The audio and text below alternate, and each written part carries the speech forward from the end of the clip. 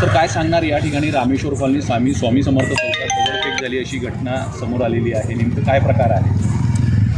रामेश्वर कॉलनीत स्वामी समर्थ जे चौक आहे या चौकातील एका मेडिकलवरील एका मुलाला त्याला नोकरीवरून काढलं होतं.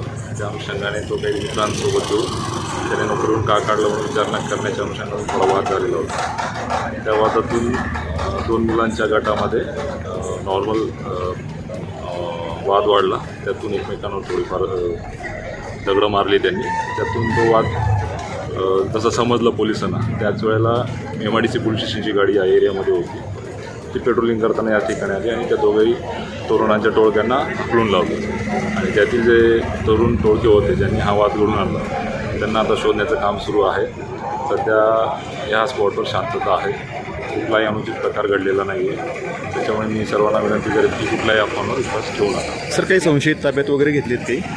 यातील ज्या मुलासोबत वाद झालेला होता त्या मुलाला पोलीस स्टेशनला आणलं.